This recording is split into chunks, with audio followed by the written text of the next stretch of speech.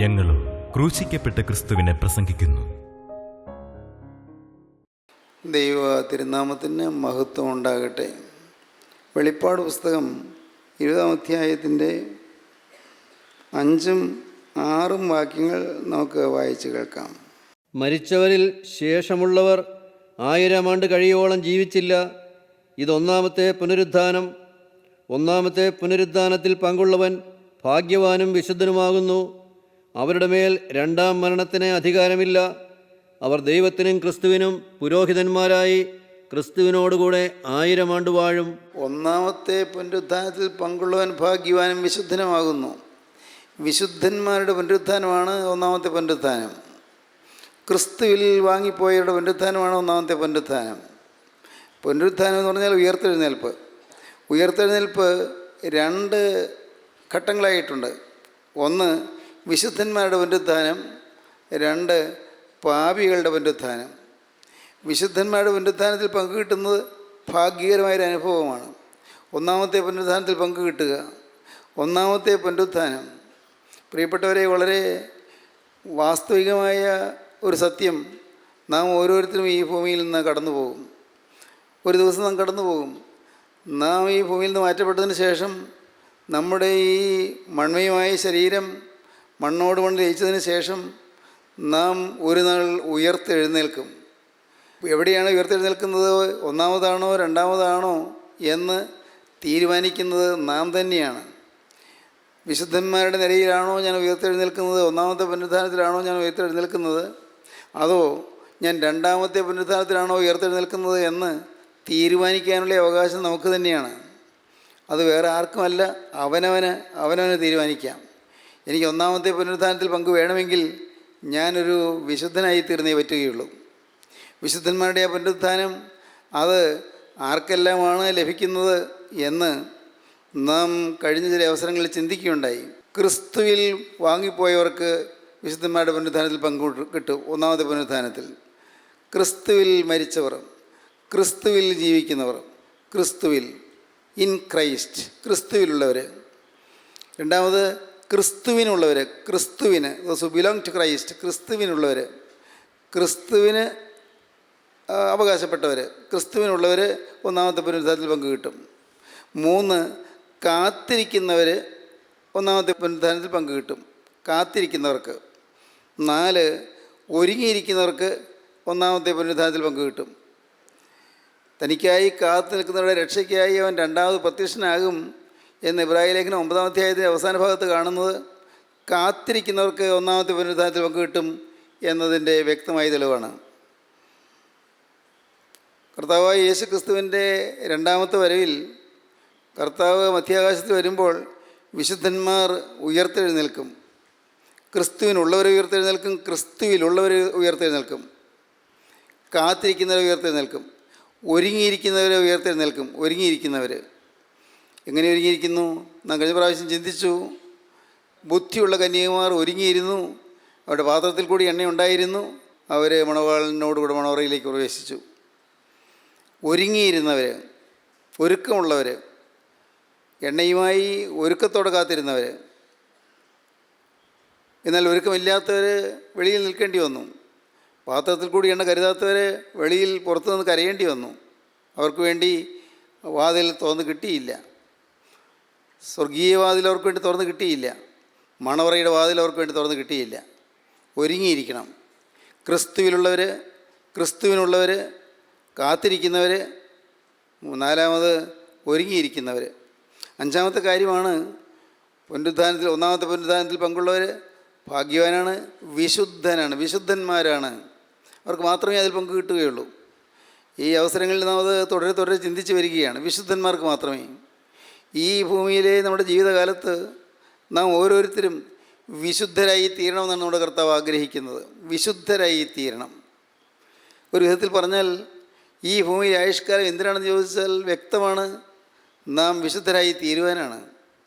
ഈ ഭൂമിയിൽ നമുക്ക് ആയുസ്സുള്ള കാലത്ത്, ഈ ഭൂമിയിൽ നാം ശരീരത്തിൽ വസിക്കുന്ന കാലത്ത് നാം വിശുദ്ധരായി തീരണം. അതിനുവേണ്ടി മാത്രമാണ് ഈ ജീവിതത്തിൽ കരുണയുള്ള കർത്താവ് നമ്മിൽ ആശ വെച്ച ഈ വചനം തരുന്നത്. ഈ ഭൂമിയിൽ ജീവിക്കുന്ന കാലം ആയുസ് വിലപ്പെട്ടതാണ്, വിലയേറിയതാണ് ആയുസ്. ഭൗതിക ജീവിതം വിലയേറിയതാണ്. ഈ ജീവിതം നഷ്ടപ്പെടുത്താനുള്ളതല്ല. ഒരു പ്രസിദ്ധനായ ഒരു അധ്യാപകനായിരുന്നു, സാഹിത്യകാരനായിരുന്നു ഡോക്ടർ സുകുമാർ അഴീക്കോട്. അദ്ദേഹം ഒരിക്കൽ ക്ലാസ്സിൽ പറഞ്ഞു, ജനനമെന്ന 3 അക്ഷരം കൊണ്ട് ആരംഭിച്ച് മരണമെന്ന 3 അക്ഷരത്തിൽ അവസാനിപ്പിക്കുന്ന ഒന്നല്ല ജീവിതമെന്ന 3 അക്ഷരം. ജനനമെന്ന 3 അക്ഷരത്തിൽ ആരംഭിച്ച് മരണമെന്ന 3 അക്ഷരത്തിൽ അവസാനിപ്പിക്കുന്നതല്ല ജീവിതമെന്ന 3 അക്ഷരം. വളരെ അർത്ഥവത്തായ ഒരു വാക്യമായിരുന്നു. അദ്ദേഹം വീണ്ടും പറഞ്ഞു, ജീവിതം ജീവിക്കാനുള്ളതാണ്. ജീവിതം തികവിലേക്കുള്ള പ്രയാണമാണ്. തികവിലേക്ക്, പൂർത്തീകരണത്തിലേക്ക്, തികവിലേക്കുള്ള പ്രയാണമാണ് ജീവിതം. ഈ ഭൂമിയിലെ ആയുഷ്കാലത്ത് നാം തികവിലെത്തിച്ചേരണം, നാം പൂർണ്ണതയിലെത്തിച്ചേരണം.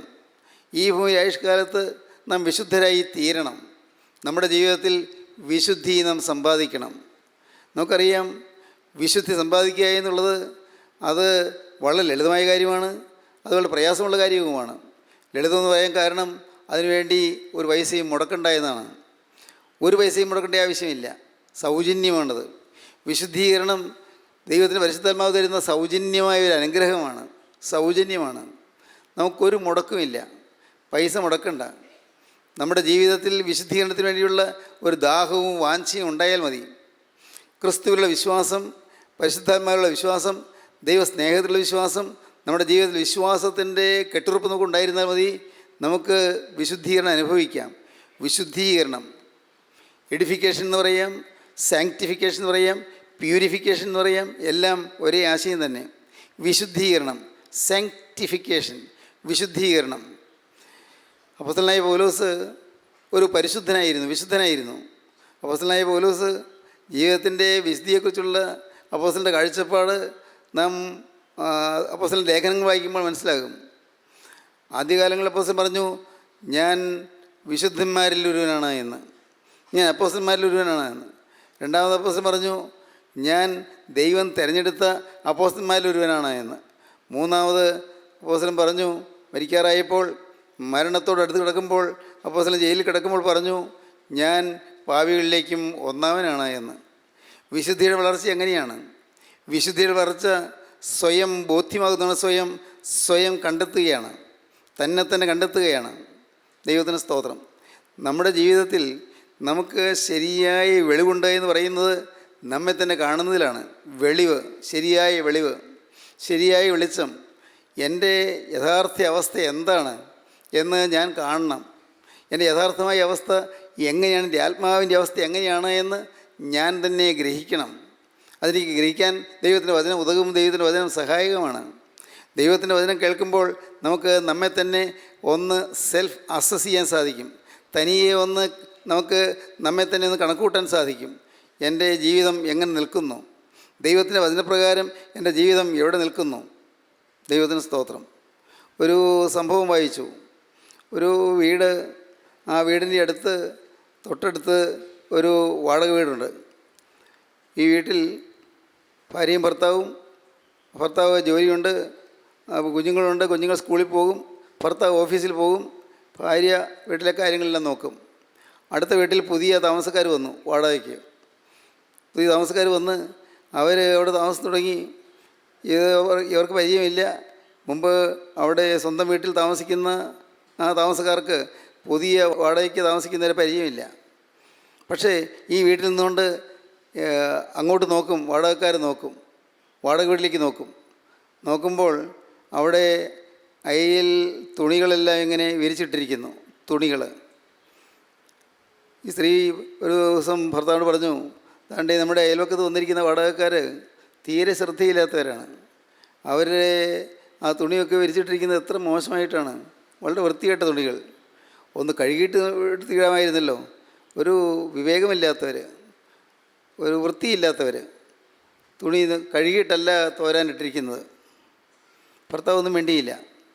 അടുത്ത ദിവസം പറഞ്ഞു, ശിവ വളരെ മോശം, അവിടുത്തെ സ്ത്രീക്ക് ഒരു ഉത്തരവാദിത്വമില്ലാത്ത സ്ത്രീയാണ്, വാടകയ്ക്ക് വന്നിരിക്കുന്ന സ്ത്രീക്ക് ഒരു ചുമതലാബോധവുമില്ല. തുണിയെല്ലാം വൃത്തികെട്ട തുണികൾ ഇങ്ങനെ മുഷിഞ്ഞ് കറ പിടിച്ച തുണികൾ. ഭർത്താവ് അന്നും ഒന്നും മിണ്ടിയില്ല. മൂന്നാം ദിവസം ഈ സ്ത്രീ പറഞ്ഞു, കേട്ടോ, ഒരു വ്യത്യാസം വന്നിട്ടുണ്ട്, കാര്യമായ വ്യത്യാസം വന്നിട്ടുണ്ട്. ആ വാടകക്കാർ അവർ ഇപ്പോൾ നന്നായിട്ട് കഴുകിയായിടുന്നത്, നല്ലപോലെ തുണിയെല്ലാം കഴുകി തോരാനിട്ടിരിക്കുന്നത്. ഇപ്പോൾ കണ്ടാലൊരു ചന്തമുണ്ട്. തുണിയെല്ലാം നല്ലപോലെ കഴുകാൻ അവൾക്കറിയാം. ഒരുപക്ഷേ നമ്മുടെ വീട്ടിലെ ഈ നാം തുണിയൊക്കെ ഇടുന്നത് കണ്ടിട്ടായിരിക്കും, നമ്മുടെ വീട്ടിൽ ഇതെല്ലാം വൃത്തിയായിട്ടൊക്കെ ചെയ്യുന്നത് കണ്ടിട്ടായിരിക്കും ഈ അയൽപക്കത്ത് വന്ന് വാടകയ്ക്ക് താമസിക്കുന്നവർ തുണിയൊക്കെ വൃത്തിയായിട്ട് അലക്കി കഴുകി അവിടെ തോരാനിട്ടിരിക്കുന്നത്. ഉടനെ ഭർത്താവ് പറഞ്ഞു, അതല്ല കാരണം. നമ്മുടെ വീട്ടിൽ നിന്ന് അങ്ങോട്ട് നോക്കിയത് ജനലിൽ കൂടിയല്ലേ, നമ്മുടെ ജനലിൽ അഴുക്കുണ്ടായിരുന്നു. ഞാൻ ഇന്ന് രാവിലെ ജനലെല്ലാം തുടച്ചു, നല്ലപോലെ തുടച്ചു. നമ്മുടെ ജനലിൽ അഴുക്കുണ്ടായിരുന്നുകൊണ്ട് അങ്ങോട്ട് നോക്കിയപ്പോൾ അവിടെയുള്ള തുണികൾ വൃത്തികെട്ടതായിട്ട് തോന്നിയതാണ്. തുണികൾ ഒരു കുഴപ്പമില്ല, നല്ല തുണികളാണ്, വൃത്തിയുള്ള തുണികളാണ്. പക്ഷേ കുഴപ്പം നമ്മുടെ പക്ഷത്തായിരുന്നു. നമ്മുടെ ഗ്ലാസ്സിൽ, ജനലിൻ്റെ ഗ്ലാസ്സിലാണ് അഴുക്കുണ്ടായിരുന്നത്. ആ ഗ്ലാസ്സിൽ അഴുക്ക് മാറ്റിയപ്പോൾ ഒരു കുഴപ്പമില്ല. ഗ്ലാസ്സിൽ അഴുക്ക് മാറ്റിയപ്പോൾ, തുടച്ച് മാറ്റിയപ്പോൾ അങ്ങോട്ട് നോക്കുമ്പോൾ ഒരു വൃത്തികേടും കാണാനില്ല. പ്രിയപ്പെട്ടവരെ, നമ്മിൽ പലരും ഇങ്ങനെയാണ്. നമ്മുടെ കുറവുകൾ നാം കാണാറില്ല, നമ്മുടെ കുറവുകൾ എങ്ങനെയെന്ന് നോക്കാറില്ല, നമ്മുടെ കുറവുകൾ കാണാൻ നമ്മുടെ കണ്ണ് തുറക്കാറില്ല. മറ്റുള്ളവരുടെ കുറവുകൾ നാം കാണും, മറ്റുള്ളവരുടെ കുറവുകൾ നാം വിധിക്കുകയും ചെയ്യും. പക്ഷേ എൻ്റെ ജീവിതത്തിൽ എന്താണ് തിരുത്താനുള്ളത്, എൻ്റെ ജീവിതത്തിൽ എന്താണ് കുറവുള്ളത്, നാം പലപ്പോഴും അത് ചിന്തിക്കാറില്ല. നമ്മുടെ ജീവിതത്തിലേക്ക് നാം തിരിഞ്ഞു നോക്കണം. നമ്മുടെ ജീവിതത്തിൽ എവിടെയെല്ലാം തിരുത്താനുണ്ട്. അങ്ങനെ ശുദ്ധീകരണം പ്രാപിച്ചാണ് ആത്മീയ ജീവിതം കെട്ടിപ്പടുക്കേണ്ടത്. ആത്മീയ ജീവിതം ഒരു വളർച്ചയാണ്. ഒറ്റ ദിവസം കൊണ്ട് പൂർത്തിയാവുകയില്ല, ഏതാനും നാളുകൾ കൊണ്ടും പൂർത്തിയാവുകയില്ല. ഇത് മരണത്തോളമുള്ള ഒരു പ്രക്രിയയാണ്. വിശുദ്ധീകരണം എന്ന് പറയുന്നത് മരണത്തോളം നാം വളരെ ജാഗരൂകരായി വിശുദ്ധീകരണം അനുഭവിക്കേണ്ടതാണ്. മരണം വരെയുമുള്ള വിശുദ്ധീകരണം. നമ്മുടെ ജീവിതത്തിൽ എത്ര ശുദ്ധീകരണം പ്രാപിച്ചാലും യേശുവിൻ്റെ ആ വിശുദ്ധിയോട് അടുത്ത് നാം ചെല്ലുകയില്ല. യേശുക്രിസ്തു വിശുദ്ധന്മാരിൽ പരിശുദ്ധനാണ്. യേശുക്രിസ്തു തേജോമയനാണ്. യേശുക്രിസ്തു മഹത്വപൂർണ്ണനാണ്. യേശുക്രിസ്തു നിത്യപരിശുദ്ധനാണ്. നിത്യപരിശുദ്ധനായ യേശുക്രിസ്തുവിൻ്റെ ആളത്വത്തോട് ചേർന്ന് വരുവാൻ നമുക്ക് സാധിക്കുകയില്ല. പക്ഷേ നമുക്കൊരു കാര്യം ചെയ്യാൻ പറ്റും. എൻ്റെ കർത്താവേ, നിൻ്റെ ആ വിശുദ്ധ സ്വഭാവത്തോട് അനുരൂപപ്പെട്ട് വരുവാൻ എന്നെ നീ വിശുദ്ധീകരിക്കണമേ. നിൻ്റെ പരിശുദ്ധാത്മാവ് എനിക്ക് വെളിവ് തരണമേ. പരിശുദ്ധാത്മാവ് എൻ്റെ ഹൃദയത്തിൽ വ്യാപരിച്ച് എനിക്ക് ശുദ്ധീകരണം തരണമേ. കർത്താവേ, എൻ്റെ ഈ ജീവിതത്തിലെ ആയുഷ്കാലം കൊണ്ട് എനിക്ക് സാധിച്ചു കിട്ടേണ്ടത് ഒരു വിശുദ്ധനായി തീരുക എന്നുള്ളതാണ്, ഒരു ശുദ്ധിമതിയായി തീരുക എന്നുള്ളതാണ്. എൻ്റെ ജീവിതത്തിൽ സാധിച്ചില്ലെങ്കിൽ നഷ്ടമായിരിക്കും, കനത്ത നഷ്ടമായിരിക്കും. ഞാനൊരു വിശുദ്ധി അനുഭവിച്ചില്ലെങ്കിൽ ഞാൻ അക്കരെ കടന്നു ചെല്ലുമ്പോൾ ഞാൻ ഏറ്റവും വലിയ നിരാശരായി പോകും. തന്നെയുമല്ല, ഞാൻ ഒന്നാമത്തെ പുനരുത്ഥാനത്തിൽ എനിക്ക് പങ്ക് കിട്ടാതെ പോകും. ദൈവത്തിന് സ്തോത്രം. അപ്പോസ്തലനായ പൗലോസ് തെസ്സലോനിക്കർക്ക് എഴുതിയ ഒന്നാമത്തെ ലേഖനം 4-ാം അധ്യായത്തിൻ്റെ 3-ാം വാക്യം വായിക്കുമ്പോൾ കാണാം, ദൈവത്തിൻ്റെ ഇഷ്ടമോ നിങ്ങളുടെ ശുദ്ധീകരണം തന്നെ. വായിക്കാം. ദൈവത്തിൻ്റെ ഇഷ്ടമോ നിങ്ങളുടെ ശുദ്ധീകരണം തന്നെ. 4-ാം അധ്യായത്തിന് 3-ാം വാക്യം മുതൽ വായിക്കുമ്പോൾ കാണാം, ദൈവത്തിൻ്റെ ഇഷ്ടമോ നിങ്ങളുടെ ശുദ്ധീകരണം തന്നെ. ദൈവത്തിന് നമ്മെക്കുറിച്ച് അതാണ് ആഗ്രഹം. ദൈവത്തിൻ്റെ ഇഷ്ടമോ നിങ്ങളുടെ ശുദ്ധീകരണം തന്നെ. നമ്മെ തേച്ച് മിനുക്കി, നമ്മെ ഉരച്ച് മിനുസപ്പെടുത്തി, നമ്മെ ഏറ്റവും യോഗ്യമായത്, വിശുദ്ധമായത് ആ അനുഭവത്തിൽ നമ്മെ ആക്കി തീർക്കുക എന്നുള്ളതാണ് കർത്താവ് ചെയ്യുന്നത്. കർത്താവിൻ്റെ പരിശുദ്ധാത്മാവ് നിർവഹിച്ചു കൊണ്ടിരിക്കുന്നത്. ദൈവത്തിന് സ്തോത്രം. ഇന്ന് അനേകം ആളുകളും ധരിച്ചു വച്ചിരിക്കുന്നത്, ഞാൻ ജീവിതം കർത്താവിന് സമർപ്പിച്ചു, എൻ്റെ ജീവിതം കർത്താവിന് കൊടുത്തു, അതുകൊണ്ട് എനിക്ക് ഇനി കുഴപ്പമൊന്നുമില്ല, എനിക്ക് കർത്താവിൻ്റെ വേല ചെയ്യാം, ഓടിയിരുന്ന് വേല ചെയ്യാം, കർത്താവിനെ എൻ്റെ ജീവിതം ഞാൻ കൊടുത്തതാണ്, ഞാൻ മാനസാന്തരപ്പെട്ടതാണ്, അതുകൊണ്ട് എനിക്ക് വേല ചെയ്യാൻ തടസ്സമൊന്നുമില്ലെന്ന് വിചാരിക്കുന്നുണ്ട്. എന്നാൽ പ്രിയപ്പെട്ടവരെ കേൾക്കൂ, നിങ്ങൾ ഓർക്കൂ, നമ്മുടെ ജീവിതം ഒരിക്കൽ കർത്താവിന് സമർപ്പിച്ചതാണെങ്കിൽ പോലും നമ്മുടെ ജീവിതം പരിപൂർണമായും വിശുദ്ധമായിട്ടില്ല, വിശുദ്ധിയുടെ വഴിയിലേക്ക് വന്നിട്ടില്ല, വിശുദ്ധീകരണം അനുഭവിച്ചിട്ടില്ല. ജോൺ വെസ്ലി എന്ന് പറയുന്ന മഹാനായ സുവിശേഷകൻ, അദ്ദേഹം ഒരിക്കൽ പറഞ്ഞു, I went to America to convert the Christians there, but who will convert me. അദ്ദേഹം പറഞ്ഞത് എങ്ങനെയാണ്, അമേരിക്കയിൽ ഞാൻ പോയി, അവിടെയുള്ള ക്രിസ്ത്യാനികളെ മാനസാന്തരപ്പെടുത്താനാണ് ഞാൻ പോയത്, പക്ഷേ എന്നെ ആരും മാനസാന്തരപ്പെടുത്തും? I went to America to convert the Christians there. അമേരിക്കയിലെ ക്രിസ്ത്യാനികളെ കൺവേർട്ട് ചെയ്യാൻ, മാനസാന്തരപ്പെടുത്താൻ ഞാൻ അങ്ങോട്ട് പോയി, പക്ഷേ എന്നെ ആര് മാനസാന്തരപ്പെടുത്തും? Who will convert me? എന്നെ ആര് മാനസാന്തരപ്പെടുത്തും? എനിക്ക് മാനസാന്തരം ആവശ്യമാണ്. സുവിശേഷകനായ ജോൺ വെസ്ലി പറയുകയാണ്, സുവിശേഷ വേല ചെയ്ത ജോൺ വെസ്ലി പറയുകയാണ്, എന്നെ ആര് മാനസാന്തരപ്പെടുത്തും? എനിക്കൊരു മാനസാന്തരം ആവശ്യമാണ്. പ്രിയപ്പെട്ടവരെ, ഞാനീ പറയുന്നത് നിങ്ങൾക്ക് മനസ്സിലാകുമെന്ന് എനിക്ക് തോന്നുന്നു. അനേകം പേര് ഈ വാക്കുകളെ കേൾക്കുന്ന അനേകം പേര് ഒരിക്കൽ മാനസാന്തരപ്പെട്ടവരാണ്. പക്ഷേ വിശുദ്ധീകരണം അനുഭവിച്ചിട്ടില്ല, ആഴത്തിലുള്ള കഴുകൽ അനുഭവിച്ചിട്ടില്ല, സമ്പൂർണ്ണമായൊരു കഴുകൽ, ആന്തരികമായി കഴുകൽ പ്രാപിച്ചിട്ടില്ല. ആന്തരികമായ കഴുകൽ പ്രാപിക്കണം. നമ്മുടെ ജീവിതത്തിൽ വിശുദ്ധീകരണം അനുഭവിക്കണം. ദൈവത്തിന് സ്തോത്രം. ഞാൻ പറഞ്ഞല്ലോ, 36-ാമത്തെ വയസ്സിലാണ് എനിക്ക് എൻ്റെ ആത്മീയ ജീവിതത്തെക്കുറിച്ച് ഒരു അതൃപ്തി തോന്നിയത്, എൻ്റെ ആത്മീയ ജീവിതത്തെക്കുറിച്ച് ഒരു അസംതൃപ്തി തോന്നിയത്, ആത്മീയ ജീവിതത്തെക്കുറിച്ച് എനിക്ക് ഒരു പ്രയാസം തോന്നിയത്. പോരാ എന്ന്. ഞാൻ സുവിശേഷം പ്രസംഗിക്കുന്നതിനായിരുന്നു, ഞാൻ ദൈവത്തിന് വേല ചെയ്യുന്നവനായിരുന്നു. പക്ഷേ അന്ന് എന്നെക്കുറിച്ച് തന്നെ ഒരു മതിപ്പില്ലായ്മ തോന്നിപ്പോയി. ഞാൻ അനേകം കാര്യങ്ങളിൽ ശുദ്ധീകരണം അനുഭവിക്കേണ്ടിയിരിക്കുന്നത് എനിക്ക് മനസ്സിലായി. ഞാൻ വചനം പറയുന്നുണ്ട്, ഞാൻ വചനം പറയാൻ ഓടുന്നുണ്ട്, ഞാൻ നിസ്വാർത്ഥമായ ലക്ഷ്യത്തോടു തന്നെയാണ് വചനം പറയുന്നത്. സുവിശേഷ വേല എന്ന് പറയുന്നത് എനിക്ക് വലിയ ആഗ്രഹമുള്ള കാര്യമാണ്, നല്ലതാണ്. കാരണം അത് ഓരോരുത്തരും ഒരു മാനസാന്തരപ്പെട്ടവരെല്ലാം സുവിശേഷ വേല ചെയ്യുമെന്ന് എനിക്കറിയാം. അതുകൊണ്ട് ഞാൻ സുവിശേഷ വേല ജീവിതത്തിൻ്റെ ഒരു ഭാഗമായി ഞാൻ തിരഞ്ഞെടുത്തു. പക്ഷേ ഞാൻ അറിഞ്ഞില്ല എൻ്റെ ജീവിതത്തിൽ ശുദ്ധീകരണം കിട്ടിയില്ല എന്ന്, ആഴത്തിന് രൂപാന്തരപ്പെട്ടില്ല എന്ന് ഞാൻ അറിഞ്ഞില്ല. ആഴത്തിന് രൂപാന്തരപ്പെടേണ്ടിയിരിക്കുന്നു, സ്വഭാവം മാറേണ്ടിയിരിക്കുന്നു. ദൈവത്തിന് സ്തോത്രം. സ്വഭാവം മാറേണ്ടിയിരിക്കുന്നു. ഞാൻ ഓർക്കുന്നുണ്ട്, ആ കാലങ്ങളിൽ ആത്മാവ് ഇങ്ങനെ വ്യാപരിച്ചു കൊണ്ടിരുന്നത്, എൻ്റെ ഉള്ളത്തിൽ പരിശുദ്ധാത്മാവ് വന്നിങ്ങനെ ഓരോന്ന് മനസ്സിലാക്കി തന്നുകൊണ്ടിരുന്നത്. വേദവസത്തിലെ ഓരോ വാക്യം വായിക്കുമ്പോഴെല്ലാം അതിനൊക്കെ പുതിയ അർത്ഥങ്ങൾ കിട്ടുകയാണ്. വേദവസത്തിലെ ഓരോ വാക്യങ്ങൾ വായിക്കുമ്പോൾ പത്രോസ് എഴുന്നേറ്റ് യോപ്പയിലേക്ക് പോയി എന്ന് ഞാൻ വായിച്ചു കഴിഞ്ഞപ്പോൾ കുറേ നേരം ഞാനിരുന്ന് ചിന്തിച്ചു. എഴുന്നേറ്റ് പോയി.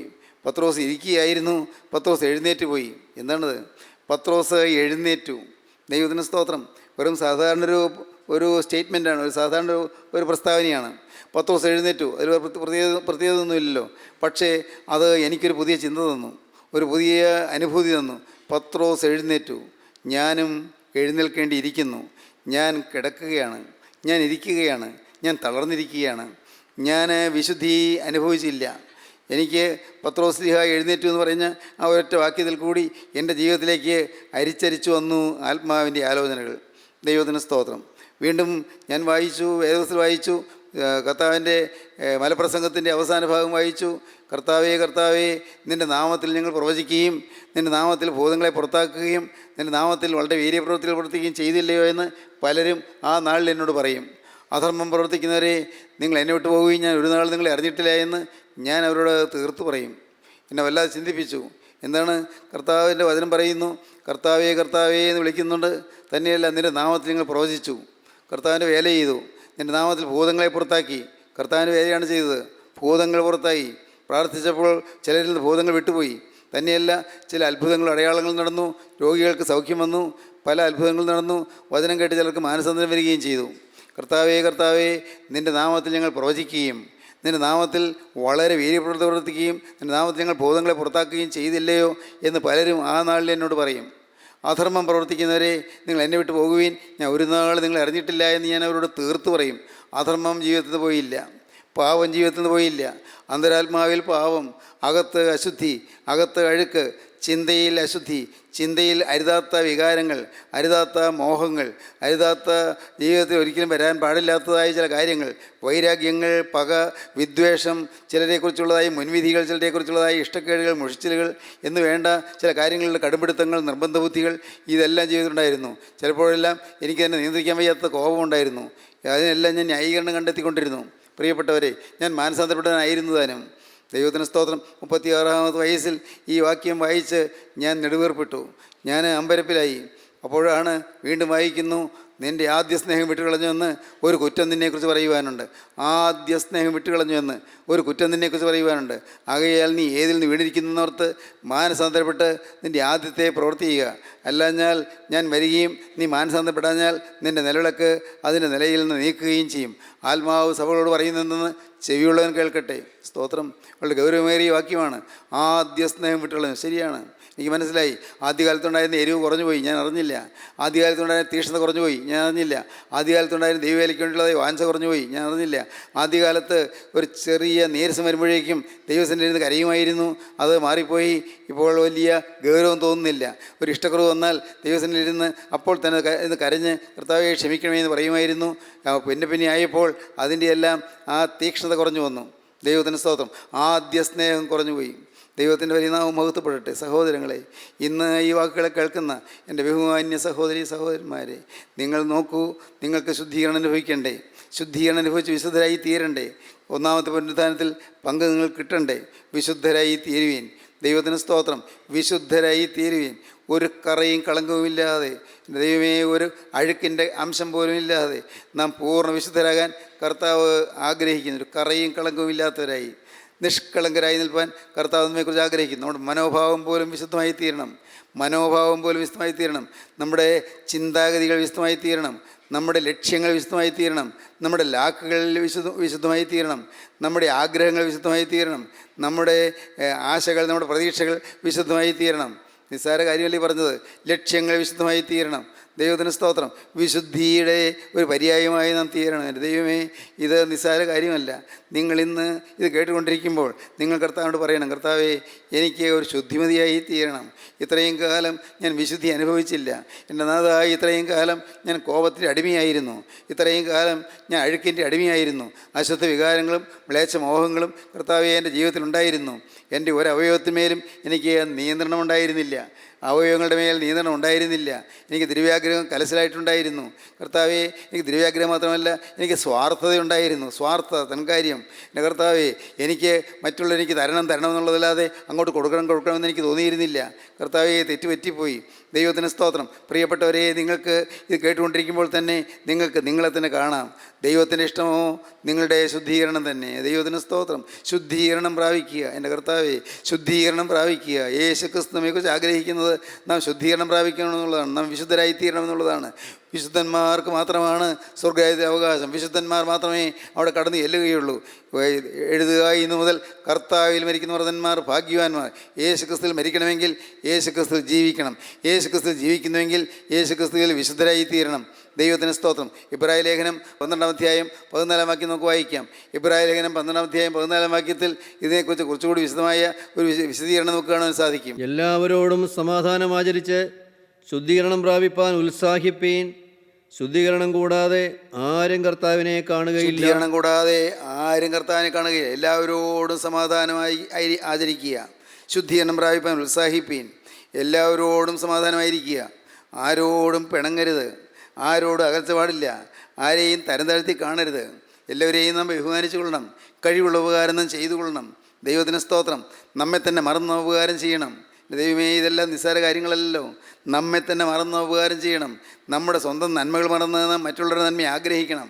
നമ്മെ ഉപദ്രവിച്ചവരുടെയും നന്മ നാം ആഗ്രഹിക്കണം. നമ്മെ വെറുത്തവരുടെയും നന്മ നാം ആഗ്രഹിക്കണം. അവർക്ക് നന്മ വരണേ എന്ന് നമ്മൾ ആഗ്രഹിക്കണം. ദൈവത്തിന് സ്തോത്രം. നമ്മെ വെറുത്തവരുണ്ട്, നമ്മെ ദ്വേഷിച്ചവരുണ്ട്. അവർക്ക് നന്മ വരണേ എന്ന് ആഗ്രഹിക്കണം. അവർക്കൊരു തിന്മയും വരരുതേ, ഒരു ദോഷവും വരരുതേ, കഷ്ടനഷ്ടങ്ങൾ വരരുതേ എന്ന് നാം ആഗ്രഹിക്കണം. ദൈവത്തിന് സ്തോത്രം. എൻ്റെ പ്രിയപ്പെട്ടവരെ, ഇതത്ര നിസ്സാര കാര്യമല്ല. മറ്റുള്ളവർ നമ്മെ ഏതെങ്കിലും തരത്തിൽ നമ്മെ വിഷമിപ്പിക്കുകയോ പ്രയാസപ്പെടുത്തുകയോ ചെയ്തവർ, നമ്മെക്കുറിച്ച് ഇല്ലാത്തത് പറയുകയോ മറ്റോ ചെയ്തവർ, അവരെക്കുറിച്ചും അവർക്കൊരു പ്രയാസം വരുമ്പോൾ നമ്മുടെ ഉള്ളിൽ നോവണം. കർത്താവിന് സ്തോത്രം. നമ്മുടെ ഹൃദയം നോവണം. അതൊരു നിസ്സാര കാര്യമില്ലെന്ന് ഞാൻ വീണ്ടും വീണ്ടും പറയുകയാണ്. ഹൃദയം നോവണം. മറ്റുള്ളവർക്ക് ഒരു പ്രയാസം വരുമ്പോൾ നമ്മുടെ ഉള്ളം നൊന്ത് വിങ്ങണം. എൻ്റെ കർത്താവേ, ദൈവത്തിന് സ്തോത്രം. അവർ നമ്മെ ഉപദ്രവിച്ചു എന്ന് നമുക്ക് തോന്നില്ല. അത് അവന് വരേണ്ടതാണ് എന്ന് നമുക്ക് തോന്നുകയില്ല. എൻ്റെ കർത്താവേ, ആ കഷ്ടം വന്നു പോയല്ലോ, ഇതായിരിക്കും നമുക്ക് വരേണ്ടത്. നമ്മുടെ ഹൃദയം സ്നേഹം കൊണ്ട് നിറയണം. സ്നേഹത്തിൻ്റെ പര്യായമായി നാം മാറണം. സ്നേഹം, ഗോകുൽത്തായിലെ കുരിശിൽ കാണിച്ചു തന്ന ആ മഹത്തായ സ്നേഹം. സ്നേഹിതരെ, ഇന്ന് ഇത് കേട്ടുകൊണ്ടിരിക്കുമ്പോൾ തന്നെ നിങ്ങൾക്കത് പ്രാപിക്കാം. നിങ്ങൾക്ക് തരാനാണ് കർത്താവ് വന്നിരിക്കുന്നത്. അത് തരാനാണ് നിങ്ങളെ വിളിച്ച് കൂട്ടിയിരിക്കുന്നത്. സ്നേഹം തരാനാണ് നിങ്ങളെ കൂട്ടിയിരിക്കുന്നത്. സ്നേഹത്തിൽ വിശുദ്ധിയുണ്ട്, സ്നേഹത്തിൽ വിശ്വാസമുണ്ട്, സ്നേഹത്തിൽ അനുസരണമുണ്ട്, സ്നേഹത്തിൽ നന്മകളുണ്ട്, സ്നേഹത്തിൽ സർവ്വസമ്പത്തുമുണ്ട്. സ്നേഹം, യേശുക്രിസ്തുവിൻ്റെ സ്നേഹം. ഹല്ലേലൂയ. നമ്മുടെ കുടുംബങ്ങൾ സ്നേഹത്തിൻ്റെ പ്രതീകങ്ങളായി മാറണം. നമ്മുടെ കുടുംബങ്ങളിൽ സ്നേഹം വാഴണം. നമ്മുടെ കുടുംബങ്ങളിൽ ഭാര്യാഭർത്തൃ ബന്ധത്തിൽ സ്നേഹം നിറയണം. ദൈവത്തിന് സ്തോത്രം. ഭാര്യയുടെ കഴിവുകേടിൽ നമുക്ക് അതൃപ്തി തോന്നരുത്. അവളെ നാം താങ്ങണവൾക്ക് സഹായം കൊടുക്കണം. ഭർത്താവിൻ്റെ ഏതെങ്കിലും കഴിവുകേടിൽ നമുക്ക് അസംതൃപ്തി തോന്നരുത്. അദ്ദേഹത്തെ നാം താങ്ങണം. അദ്ദേഹത്തെ നാം എന്തെല്ലാം വിധത്തിൽ താങ്ങാൻ പറ്റുമോ അങ്ങനെ താങ്ങിക്കൊള്ളണം. ദൈവത്തിന് സ്തോത്രം. പ്രിയപ്പെട്ടവരെ, നമ്മുടെ മക്കൾക്ക് അവർക്കൊരു ദോഷം വരരുത് നമുക്ക് ആഗ്രഹമുണ്ടല്ലോ. എന്നാൽ അവരിൽ ആരെങ്കിലും ഏതെങ്കിലും തരത്തിൽ കുറവുള്ളവരാണെങ്കിൽ അവരെ പ്രോത്സാഹിപ്പിക്കണം. അവരെ നിരുത്സാഹപ്പെടുത്തരുത്. ദൈവത്തിന് സ്തോത്രം. സ്നേഹമായിരിക്കണം നമ്മുടെ നിയാമക ശക്തി. നമ്മുടെ ഡിസൈസീവ് ഫോഴ്സ് സ്നേഹമായിരിക്കണം. നമ്മുടെ ജീവിതത്തിൻ്റെ നിയാമകം എന്ന് വെച്ചാൽ നമ്മുടെ ജീവിതത്തിൻ്റെ മാറ്റുരയ്ക്കുന്നത്. നമ്മുടെ ജീവിതത്തിൻ്റെ വില കാണുന്നത് അത് സ്നേഹമാണ്. സ്നേഹത്തിൽ അധിഷ്ഠിതമായിരിക്കണം. കൊടുക്കാനുള്ള സ്നേഹം. ദൈവമേ, ദൈവത്തിന് സ്തോത്രം. കൊടുക്കാനുള്ള സ്നേഹം കൊടുക്കുക, സ്നേഹം വിനിമയം ചെയ്യുക, സ്നേഹം വിൽക്കുക. എൻ്റെ കർത്താവേ, ദൈവത്തിന് സ്തോത്രം. സ്നേഹം കൈമാറ്റം ചെയ്യുക, സ്നേഹത്താൽ നിറയുക, സ്നേഹത്താൽ വിശുദ്ധി പ്രാപിക്കുക. ഗോകുൽത്തായിലെ സ്നേഹം, തൻ്റെ തിരുരക്തം ചിന്തിയ സ്നേഹം, തിരുവിലാവ് തുറന്നൊഴുകിയ തിരുരക്തത്തിൻ്റെ അത്ഭുത സ്നേഹം. ദൈവത്തിന് സ്തോത്രം. ഇന്ന് നിങ്ങൾ ഓരോരുത്തരും ഈ സ്നേഹം അനുഭവിച്ചു വേണം എഴുന്നേൽക്കാൻ. യേശുവിൻ്റെ സ്നേഹം, കർത്താവെ, തിരുരക്തം ചിന്തിയ സ്നേഹം, പാവിയെ വീണ്ടെടുക്കുന്ന സ്നേഹം, പാവിയെ വെറുക്കാത്ത സ്നേഹം, പാവിയെ സ്നേഹിക്കുന്ന സ്നേഹം. എൻ്റെ കർത്താവെ, ആ സ്നേഹമല്ലോ എൻ്റെ അരികത്ത് വന്ന് എൻ്റെ മുൻപിൽ വന്ന് നിൽക്കുന്നത്, എൻ്റെ മുമ്പിൽ വന്ന് കെഞ്ചുന്നത്. യേശുവേ, ഞാനിതാ എൻ്റെ ഹൃദയം നിനക്ക് തുറന്നു തരുന്നു. ആ നിത്യസ്നേഹമായ യേശുവേ, നീ എൻ്റെ ഹൃദയത്തിലേക്ക് വരണമേ. നിങ്ങൾ പ്രാർത്ഥിക്കുമോ? നിത്യസ്നേഹമായ യേശുവേ, നിത്യപരിശുദ്ധനായ യേശുവേ, നീ എൻ്റെ ഹൃദയത്തിലേക്ക് വന്ന് എന്നെ വിശുദ്ധനാക്കി തീർക്കണമേ, എന്നെ ശുദ്ധിമതിയാക്കി തീർക്കണമേ. കർത്താവെ, പുണ്യന്മാരായ പരിശുദ്ധ പിതാക്കന്മാർ അനുഭവിച്ചതായ വിശുദ്ധിയുടെ തേജസ്സിൻ്റെ മണ്ഡലത്തിലേക്ക് എന്നെ ഉയർത്തണമേ. നിങ്ങൾ പ്രാർത്ഥിക്കൂ, സമർപ്പിക്കൂ. നമുക്ക് ഒരുമിച്ച് പ്രാർത്ഥിക്കാം. കാരുണ്യവാനെ, മഹാപരിശുദ്ധനായ ഞങ്ങളുടെ സ്വർഗീയ പിതാവേ, അനുഗ്രഹിക്കപ്പെട്ട സമയത്തിനായി ഞങ്ങൾ നിന്നെ സ്തുതിക്കുന്നു. നിൻ്റെ ഈ മക്കളെ അവിടെ നിന്ന് സന്ദർശിച്ചതിനായി ഞങ്ങൾ നിന്നെ സ്തുതിക്കുന്നു. സ്നേഹത്താൽ ഈ മക്കളെല്ലാം നിറയ്ക്കണമേ. കർത്താവേ, ഈ മക്കളുടെ കുടുംബങ്ങൾ സ്വർഗമാക്കി തീർക്കണമേ. ഓരോ കുടുംബത്തിലും സ്നേഹം വാഴണമേ. അങ്ങനെ വിശുദ്ധിയുടെ അനുഭവത്തിൽ ഈ മക്കൾ നിന്നെ സ്തുതിപ്പാൻ ഇടയാക്കണമേ. വിശുദ്ധിയുടെ സ്തുതി, വിശുദ്ധിയുടെ കൈകൾ, വിശുദ്ധി അവയവങ്ങൾ, അങ്ങനെ ഓരോരുത്തരും വിശുദ്ധരായി തീരുന്ന മഹാഭാഗ്യം എല്ലാവർക്കും നൽകണമേ, അനുഗ്രഹിക്കണമേ. യേശു ക്രിസ്തുവിൻ്റെ മഹത്വമേറിയ നാമത്തിൽ പ്രാർത്ഥിക്കുന്ന കൃപയോടെ കേൾക്കണം പിതാവേ. ആമീൻ.